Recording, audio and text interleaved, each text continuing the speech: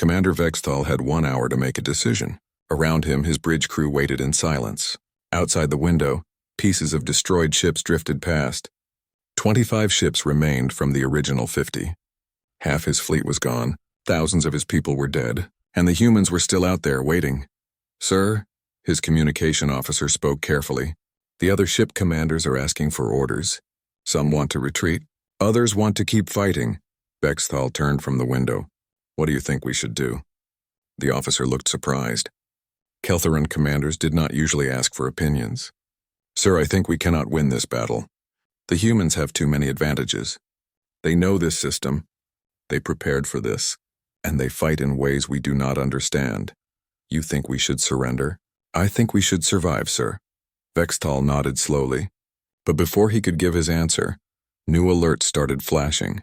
His tactical officer shouted, "Commander!" More human ships approaching.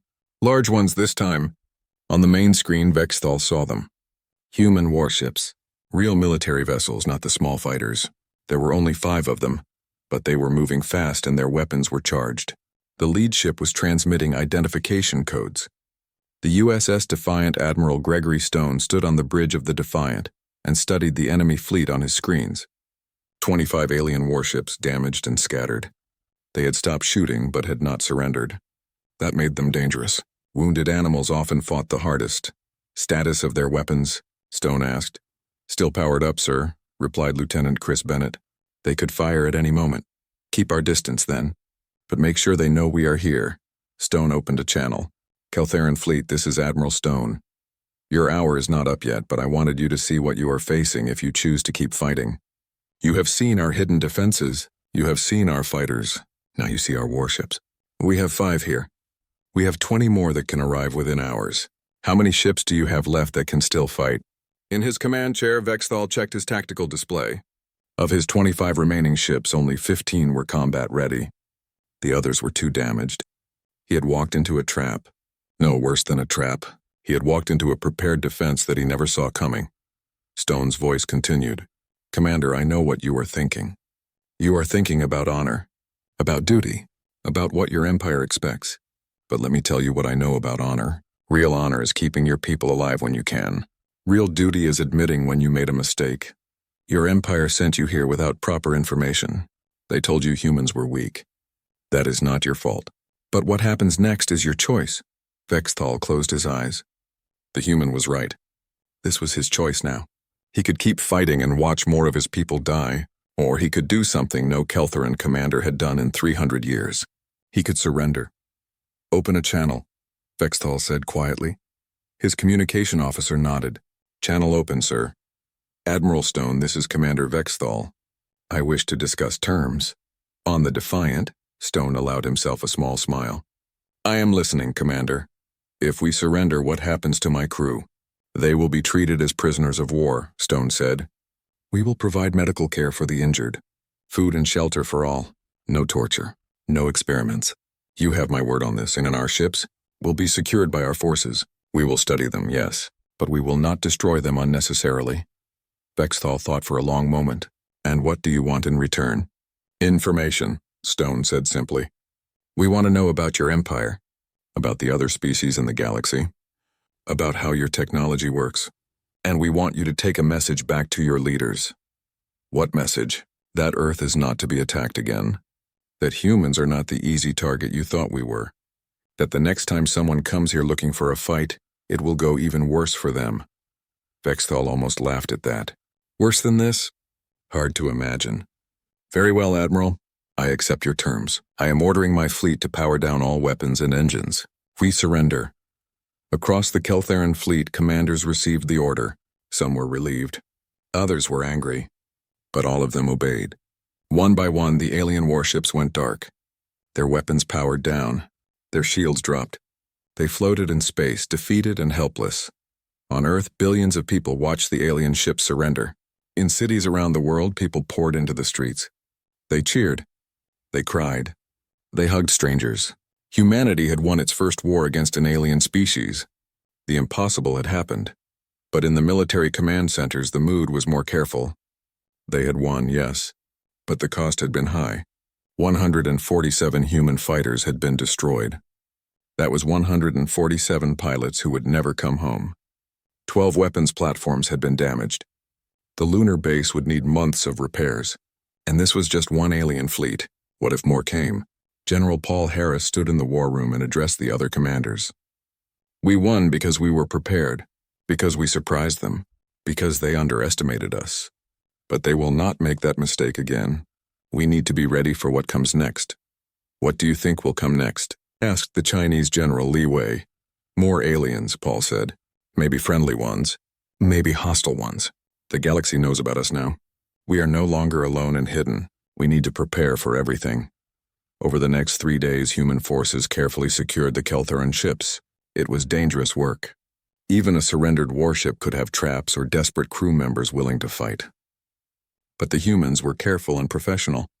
They boarded each ship in teams, secured the alien crew, and made sure there were no surprises. Lieutenant Jake Morrison was part of the team that boarded Commander Vexthal's flagship. He walked through corridors that were too tall for humans, past equipment he did not understand until he reached the bridge. There he found the alien commander standing alone by a window. "Commander Vexthal?" Jake said. "I am Lieutenant Jake Morrison. I am here to escort you to the negotiation ship." Vexthal turned. He was tall, nearly 7 feet, with blue crystalline skin that reflected the light. His eyes were large and sad. "You are the one who first received our message," he said. "It was not a question. Yes, sir. I was on duty when your ultimatum arrived. Did you know you would win?" Jake thought about that. "No, sir, we hoped. We were prepared. But we did not know. War is never certain." "Your people fought well," Vexthal said. "Better than we expected. Better than anyone in the galaxy expected." "Thank you, sir. Your people fought well too. You just did not know what you were fighting." Vexthal nodded slowly. "Tell me, Lieutenant, what is Earth really?" Our scans showed a normal planet. Water, land, atmosphere. But something about it created you. Created humans. What is special about your world? Jake smiled. "Earth is hard, Commander. It has weather that can destroy cities in hours. Earthquakes that crack the ground open. Volcanoes that blot out the sun. Diseases that kill millions. Animals that evolve to hunt and kill. The ocean alone could kill a human in 100 different ways. We did not become strong because we wanted to. We became strong because our planet gave us no choice. Adapt or die. Fight or die. Learn or die. That was the lesson Earth taught us every single day for millions of years. A death world," Vexthal said quietly. "Maybe. We just call it home." The alien commander was quiet for a moment. Then he said, "The galaxy will not forgive this defeat easily. My empire will be angry. They will want revenge. Let them come," Jake said. "We will be ready." "We are always ready." Over the following weeks, human and Keltheran representatives met to work out the details of the surrender. The Keltherans would be allowed to repair their ships and leave, but they would have to give the humans information about faster-than-light travel. They would also have to agree to a treaty. No more attacks on Earth, no more threats, and they would have to warn other species in the galaxy that humans were not to be bothered. During these meetings, a human scientist named Dr. Patricia Moore spent time interviewing the Keltheran crew members. She learned fascinating things. The Keltheran Empire had conquered 47 worlds, but all of those worlds had been peaceful. Their species had not known real war. They used weapons, yes, but only against species that had even less experience with violence. "You are the first real warriors they have ever met," Patricia told Admiral Stone. "Every other species they conquered was even more peaceful than them. So they assumed they were the most powerful military force in the galaxy. And now they know different," Stone said. "Yes. And they are terrified. The Keltherans are telling their empire that Earth is a death world and humans are predators. They are saying that we evolved in conditions that would kill most species in the galaxy. They are right, of course. Earth is unusually dangerous. Most inhabited planets are much gentler. Life there does not have to fight so hard to survive." Stone considered this. "So we are the monsters." "To them, yes. To us, we are just normal. That is what makes it so dangerous. We think of ourselves as peaceful. We hate war. We try to avoid violence when we can. But when we have to fight, we are better at it than species that never really learned how. Is that going to be a problem?" Patricia shrugged. "Maybe. Maybe the galaxy will fear us. Maybe they will avoid us." The Keltheran fleet retreated from the moon in complete disorder. Ships that had been flying in perfect formation now scattered in every direction. Commander Vexthal sat in his command chair, trying to understand what had just happened. In less than 5 minutes, he had lost 3 ships and damaged 7 more. The humans had done this. The primitive humans. "Get me a full scan of this system," Vexthal ordered. "I want to know where every human weapon is located, now." His science officer worked frantically at her station. The results made her face turn a darker shade of blue, which in Keltharans meant fear. "Commander, I am detecting weapons everywhere. In orbit around Earth, on their moon. On the planet they call Mars, hidden in the asteroid belt. There are even weapons platforms disguised as space debris." Vexthal felt something he had not felt in 20 years of military service. "Real fear. How many weapons?" "Thousands, Commander. Maybe tens of thousands. Our initial scans missed them because they were powered down and camouflaged. The humans hid them very well." "Why would they do this?" Vexthal asked, though he was not really expecting an answer. "Why would a species that barely reached space build so many weapons?" In the command center on Earth, Major Danny Price was coordinating the defense. Around him, officers monitored screens showing every part of the solar system. Each screen showed weapons that had been built and hidden over decades. Weapons that the world had created together, knowing that someday they might need them. "The enemy fleet is regrouping at the edge of the asteroid belt," reported Captain Amy Wright. "They are trying to form a defensive position." "Are they still in range of the Mars batteries?" Danny asked. "Yes, sir. Mars station reports all railguns are charged and ready." Danny nodded. "Then let's give them another surprise. Fire." On Mars, the human colony had been built 50 years ago. Everyone thought it was just for research and exploration. But beneath the research stations were weapons. Big weapons, the kind that could reach across millions of miles of space and hit a target with perfect accuracy. The railguns on Mars fired. The Keltharans saw the weapons launch and tried to move their ships. But they were too slow. 5 more Keltharan warships took hits. 2 exploded completely. 3 were badly damaged and drifting. "They are killing us," shouted Vexthal's tactical officer. "Commander, we must retreat further. We must leave this system." But Vexthal's pride would not let him run. "Not yet. No, we have 42 ships left. They are still just humans. Order all ships to advance. We will overwhelm them with numbers." It was the worst decision Vexthal would ever make. As the Keltharan fleet began to move forward again, new contacts appeared on their sensors. Small contacts. Hundreds of them. They came from the asteroid belt, from behind planets, from hiding spots all over the solar system. The Keltharans did not understand what they were seeing at first. "Ships," the sensor officer said. "Small human ships. Fighter class. They are everywhere." Captain Nicole Davis sat in the cockpit of her fighter, a small ship barely bigger than a bus. Around her, 300 other pilots were doing the same thing. They had been waiting in the asteroid belt for 2 days, hiding, staying quiet. Now it was time to fight. "All right, people," Nicole said into her radio. "Remember your training. These big alien ships are slow. We are fast. Get in close. Hit them hard. And do not let them get a clean shot at you." The human fighters were nothing like the Keltharan military had ever seen. They were small and quick. They moved in ways that seemed random but were actually carefully planned. Each pilot was making their own decisions, adapting to what they saw, taking chances that no computer would ever take. The Keltharans tried to target the fighters with their big weapons. But the weapons were too slow. They were designed to hit other large warships, not small ships moving at high speed and changing direction constantly. The few shots that came close missed because the human pilots saw them coming and dodged. Then the fighters got close. Very close. So close that the Keltharan point defense systems could not track them, and the fighters opened fire. Missiles launched from just hundreds of meters away. The missiles had nuclear warheads. Small ones, but powerful enough. Keltharan ships started dying again. The fighters swarmed around them like angry insects. Each fighter was tiny compared to a warship, but there were so many of them. And each one was piloted by a human who had volunteered for this mission, who knew they might die and who did not care because they were defending their home. "This is impossible," Vexthal shouted. "How are they doing this?" His tactical officer was almost crying. "They are not fighting logically, Commander. Our tactics assume the enemy will preserve their forces. These humans are taking terrible risks. They should not be able to coordinate like this without a central command, but each ship seems to act independently." Vexithal finally understood. The Keltheran Empire always fought the same way. Big ships, organized formations, clear command structures, logical tactics that preserved forces and minimized risk. But the humans did not fight like that. They fought like creatures who had learned warfare from millions of years of evolution on a dangerous planet. On Earth, the media was broadcasting everything. People watched as their fighters attacked ships 1,000 times bigger than they were. They saw pilots pulling maneuvers that pushed the limits of what a human body could survive. They saw ships explode, both human and alien, and they kept watching.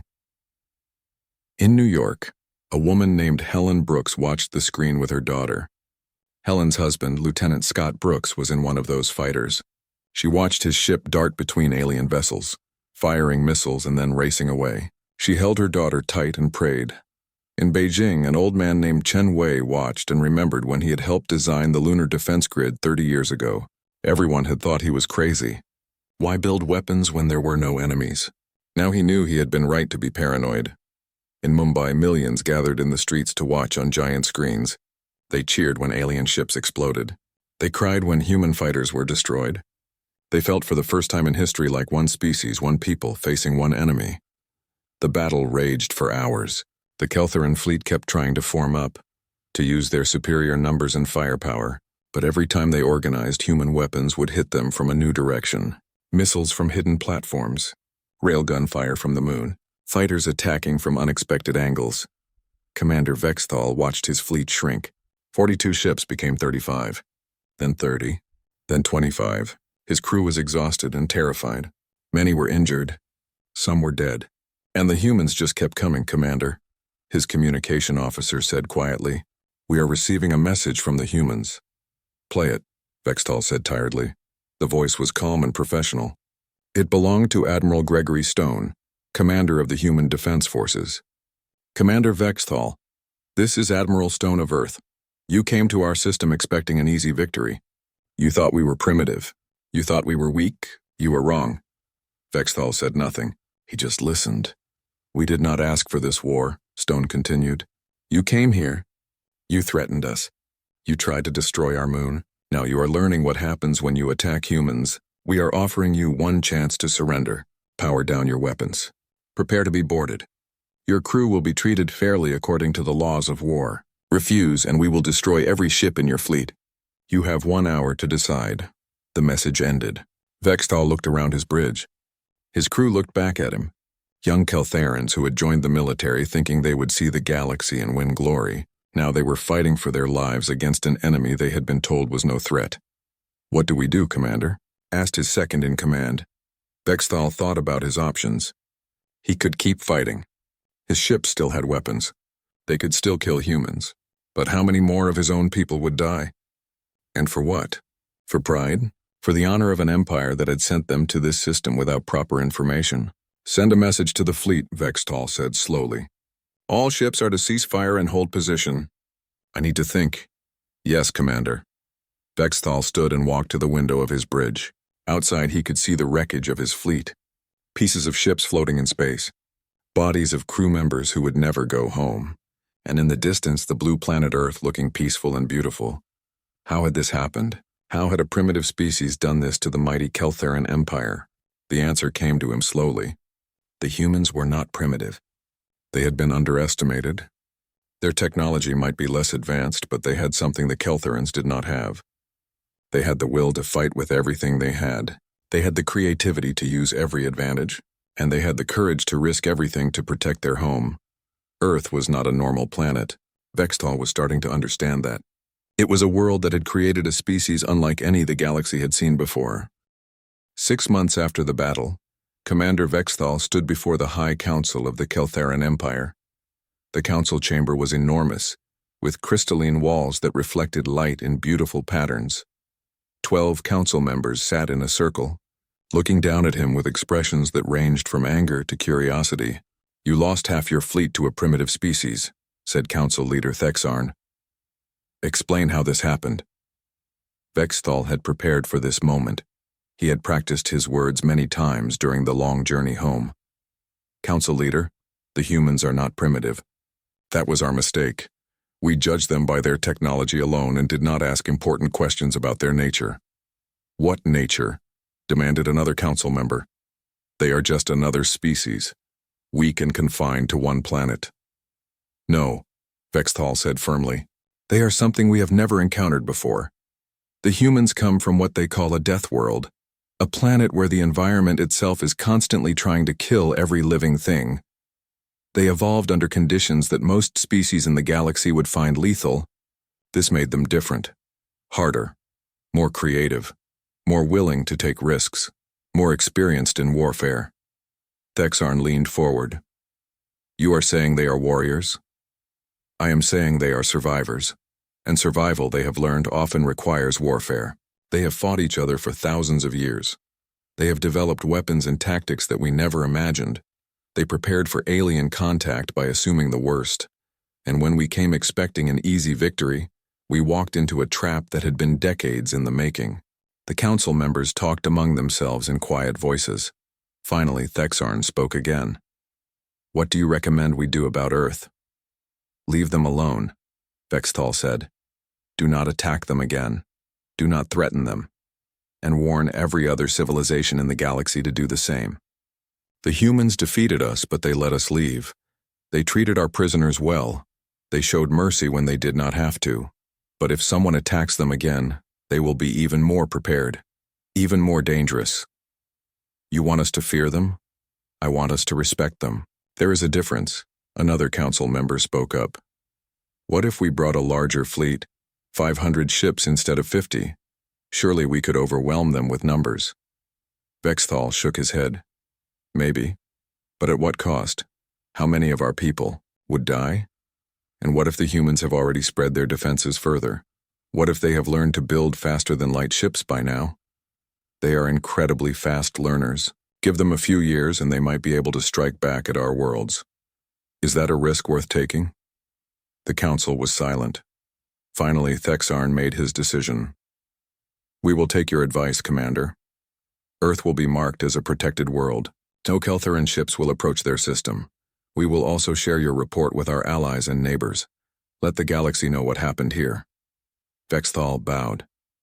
Thank you, Council Leader. As he left the council chamber, Vexthal felt relief. He had expected punishment, maybe even execution. Instead, the council had listened. They had understood. The message would spread. Earth was not to be attacked. That message did spread, traveling through the communication networks that connected the civilized galaxy. Within weeks, every major civilization knew about the human victory over the Keltheran fleet. The reactions were mixed. The Xinthian Collective, a peaceful federation of 12 species, immediately sent a diplomatic message to Earth. They wanted to establish friendly relations. They offered trade, cultural exchange, and a promise of non-aggression. The humans cautiously agreed to talks. The Morpheus Federation, a more military-focused alliance, took a different approach.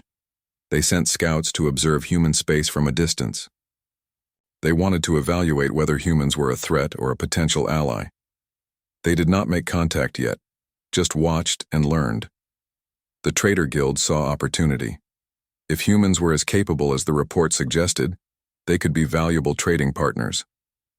They began preparing merchant ships for the journey to Earth, loaded with goods to exchange for human resources and technology. But not everyone was friendly. In the outer regions of the galaxy there were pirates and raiders, groups that did not follow the laws of the civilized worlds. Some of them saw Earth as a challenge, a target that would bring glory if conquered. They began planning their own attacks. On Earth, humanity was changing rapidly. The knowledge gained from the Keltheran technology was transforming everything. Ships with faster-than-light drives were being built. Not just exploration vessels, but military ships too.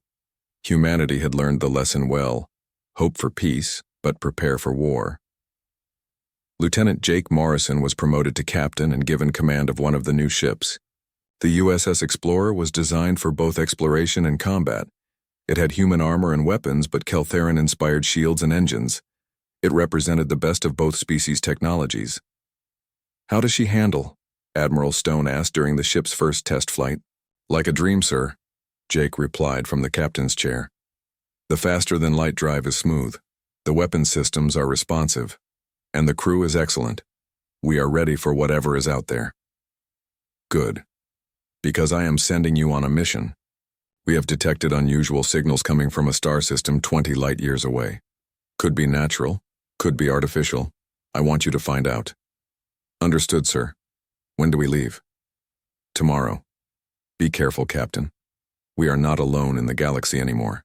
Everything you do out there will represent humanity. Make us proud. The next day, the USS Explorer jumped to faster-than-light speed and left the solar system. It was the first of many human ships that would explore the galaxy in the coming years. The crew of 150 people were volunteers, all of them trained for first contact situations. They knew the risks. They accepted them. Captain Nicole Davis was the chief pilot on the Explorer. She sat at her station guiding the ship through the strange physics of faster-than-light travel. Next to her, Lieutenant Chris Bennett monitored the sensors. Behind them, Jake Morrison sat in the command chair, watching everything. "How long until we reach the target system?" Jake asked. 3 hours at current speed, Nicole replied. "I am keeping us at moderate velocity. No sense rushing into an unknown situation." Good thinking. The 3 hours passed slowly. The crew stayed alert, ready for anything. When they finally dropped out of faster-than-light travel at the edge of the target system, they found something unexpected. "Captain," Chris said, "I am detecting artificial structures, lots of them. This system is inhabited." "By who?" Jake asked. "Unknown, sir.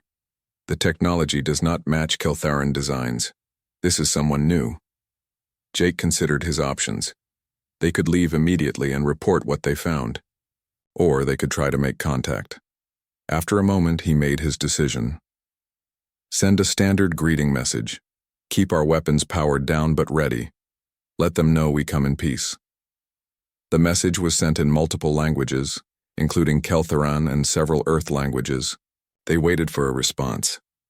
Minutes passed, then an hour. Jake was starting to think no one would reply when the communication system activated. The face on the screen was humanoid, but not human. Purple skin, large eyes, and a gentle expression.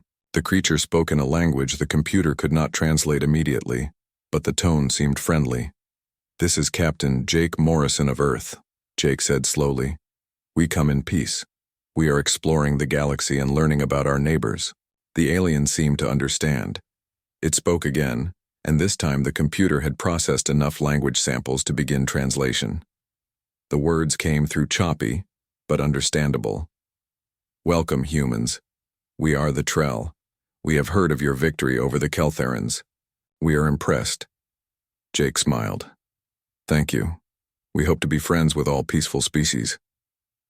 "Friends, yes. This is good. We invite you to our station. We have much to discuss." Over the next days, Jake and his crew learned about the Trell. They were a peaceful species, not fighters. They survived in the galaxy by being useful. They were artists, engineers, and traders. They sold their skills and products to more powerful civilizations and stayed neutral in conflicts. "The galaxy is not safe," explained the Trell ambassador, whose name was Velen. "There are many dangers. The Keltharans were one of the more reasonable empires. Others are worse. Much worse." "Tell us about these others," Jake said. Velen brought up a holographic map of the galaxy. Different regions were marked in different colors. The Keltharan Empire is here in the green zone.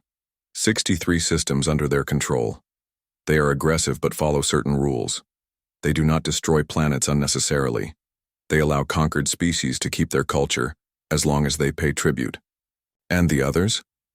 "The Vrax horde is here in the red zone." Valen pointed to a large area on the opposite side of the galaxy. "They are raiders. They do not conquer. They destroy. They take what they want and leave nothing behind. Very dangerous.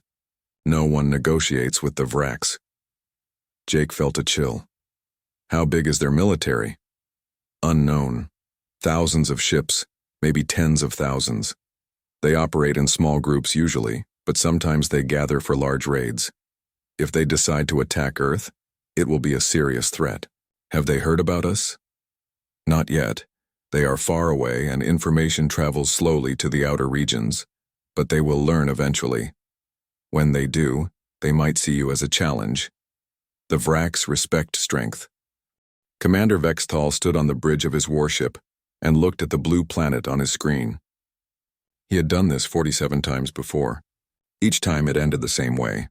The primitive species would see his fleet, panic and surrender within days, sometimes within hours. This time would be no different. Earth was the name of this small world. The creatures living there called themselves humans. Vextal had read the reports from his scouts. The humans were weak. They had barely left their own planet. A few metal boxes floating in space, some small stations. Nothing dangerous.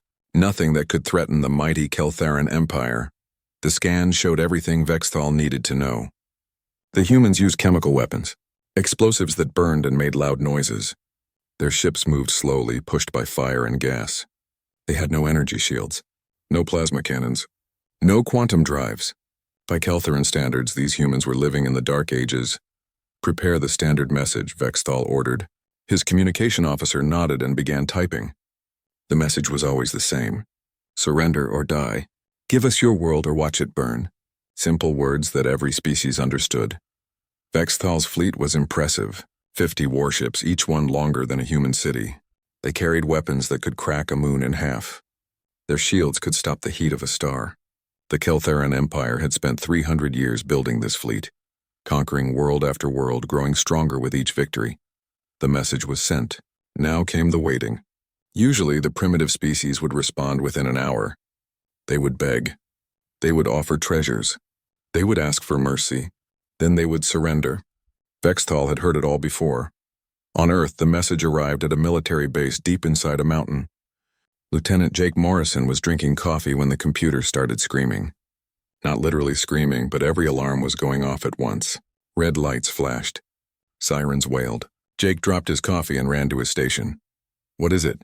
he shouted over the noise. "Unknown signal, sir," replied the technician next to him. "Coming from outside the solar system. It's not natural. Someone is talking to us." Jake felt his heart beat faster. This was it. The moment every human had wondered about. First contact with aliens. But as he listened to the message being translated, his excitement turned to ice. The message was not friendly. It was not a greeting. It was a threat. The aliens wanted Earth, they wanted everything. And if humans did not surrender, they would destroy the planet. Jake immediately called his commander, Colonel Linda Hayes. Within minutes, the message was going up the chain of command. Within an hour, it reached the President of the United States. Within 2 hours, every leader on Earth knew that aliens were real and they wanted war. But the humans did not panic. They did not run in fear. Instead, they activated plans that had been written decades ago. Plans that every nation on Earth had agreed to. Plans for the day when someone from the stars came looking for a fight. The President called an emergency meeting. Military leaders from every country gathered in a secure room. They looked at the data on the alien fleet. 50 ships. Advanced technology, overwhelming firepower. Any normal civilization would surrender immediately. "What are our options?" the President asked. General Paul Harris stood up. He was an old man with gray hair and cold eyes. He had spent 40 years preparing for this exact moment. "Mr. President, we have been ready for this day since we first reached space. We knew someone might come. We knew they might be hostile. So we prepared. Can we win?" asked the President. "Yes," Paul said simply. "But we need to let them come closer first. Let them think we are weak. Let them think we are afraid. Then we show them what humans really are." Back in space, Commander Vextal was getting impatient. 6 hours had passed since he sent the message. 6 hours and no response. This was unusual. Most species replied within the first hour. Perhaps these humans were too primitive to understand the message? Then a reply came. Short and simple. "No. Leave our system or we will defend ourselves." Vextal laughed. Actually laughed out loud. His crew looked at each other in confusion. The commander rarely showed emotion. But this was funny. These primitive creatures thought they could defend themselves against the Keltharan Empire? "Very well," Vextal said, still smiling. "If they want a demonstration, we will give them one. Move the fleet toward their moon. We will destroy it. That will show them we are serious." The Keltheran fleet began moving forward. 50 massive warships, engines burning bright, weapons charging up. They arranged themselves in a perfect formation. This was how the Empire always fought. Organized, efficient, overwhelming. On Earth, satellites tracked the alien fleet's movement. In the command center, Jake Morrison watched the screen with other officers. The aliens were heading for the moon. They were going to destroy it as a warning. "Are the evacuation teams ready?" asked Colonel Linda Hayes. "Yes, ma'am," replied Captain Amy Wright. "Everyone on the lunar bases is moving to the transport ships. They will be clear in 30 minutes. "Good," Linda said. "And the lunar defense grid?" "Fully charged and ready, ma'am. They have no idea what is about to hit them." Linda allowed herself a small smile. The aliens thought the moon was just a rock, a dead satellite circling Earth. They had no idea what humans had done to it over the past 50 years. No idea about the weapons hidden under the surface. No idea about the railguns buried in craters. No idea about the missile silos disguised as research stations. The Keltheran Empire had made a simple mistake. They judged Earth by what they could see from far away. They saw primitive ships and assumed humans were primitive. They saw chemical weapons and assumed humans had nothing better. They looked at Earth's small presence in space and assumed humans were weak. But they never asked the important questions. Why did humans have so many weapons on a planet that was not at war? Why did they spend so much money on military technology when they could barely reach their own moon? Why did every nation on Earth agree to build defenses together? The answer was simple. Humans knew they were not alone. They looked up at the stars and wondered what was out there. And they decided to be ready, because Earth had taught them one basic lesson over thousands of years. Prepare for the worst, or the worst will destroy you. Commander Vexthal ordered his ships into position around Earth's moon. His weapons officer reported that all plasma cannons were charged and ready. The targeting system locked onto several points on the lunar surface. One shot would crack the moon. The humans would see the destruction and understand their situation. "Fire when ready," Vexthal commanded. But before his ships could fire, the moon fired first. The surface erupted with light and thunder. Hundreds of weapons that the Keltherans had never detected suddenly revealed themselves. Massive railguns launched solid metal projectiles at incredible speeds. Missiles burst from hidden silos. Energy weapons that had been carefully concealed powered up and fired. The Keltheran shields were designed to stop energy weapons like plasma and lasers. They were excellent at that job. But they were not designed to stop solid matter moving at a fraction of light speed. The railgun projectiles passed through the shields like they were not even there. 3 Keltheran warships exploded in the first 10 seconds. The shields did nothing. The armor did nothing. The projectiles hit the ships and tore them apart. Metal, crew, and equipment scattered into space. Vexthal stared at his screen in shock. This was impossible. The humans were primitive. The report said so. The scans confirmed it. How did they have weapons that could penetrate Keltheran shields? "Evasive maneuvers," he shouted. "All ships scatter and retreat." But the moon was not done. More weapons fired. More ships died. The perfect Keltheran formation broke apart as captains tried desperately to save their vessels. The organized, efficient attack turned into chaos. On Earth, humans watched the battle on screens in every city. They saw the alien ships that had come to conquer their world. They saw those ships break apart under human weapons, and they understood that this war was not going to be easy, but it was going to be winnable. The weeks after the surrender were strange for everyone. Human and Keltheran worked together to repair the damaged alien ships. It was awkward at first. These were people who had been trying to kill each other days ago. Now they shared meals and equipment and sometimes even jokes. Captain Ryan Foster was in charge of one of the repair teams. He found himself working alongside a Keltheran engineer named Krathel. The alien was good at his job, patient and careful. They did not talk much at first. The language barrier was hard, even with translation devices. But slowly they found ways to communicate. "Your ship design is strange," Krathel said one day while they worked on a damaged engine. "Very thick armor. Not much shielding." "Why?" Ryan shrugged. "Shields can fail. Armor is reliable. On Earth we learned that the simple solution is often the best solution. A thick metal wall will stop most things. It does not need power. It does not have complicated parts that can break." Krathel thought about this, but thick armor makes the ship heavy, slow. "True," Ryan agreed.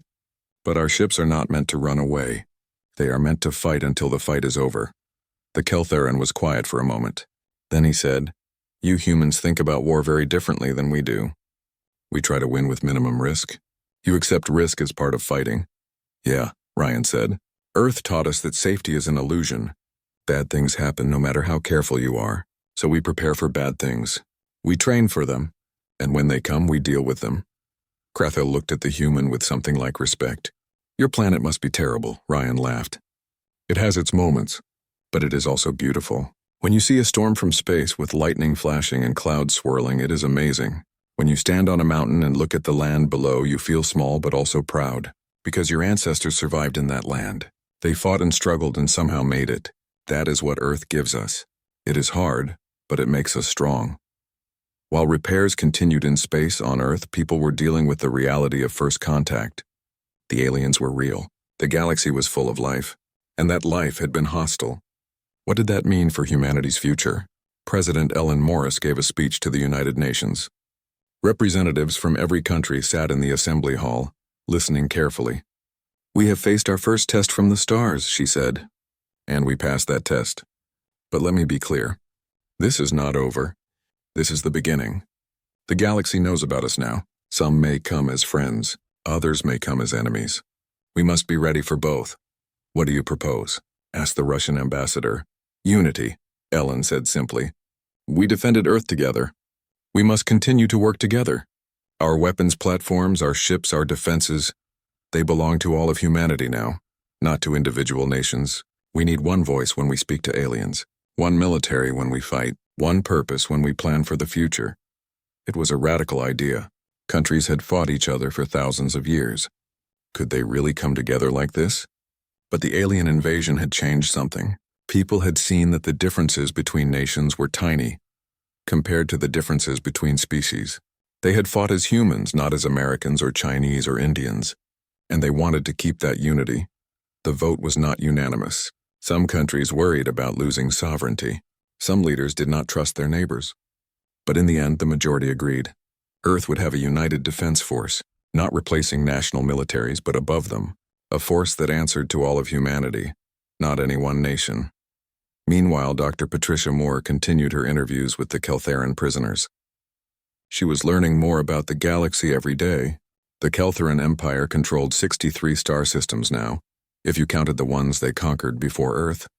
But they were not the only major power. There were others.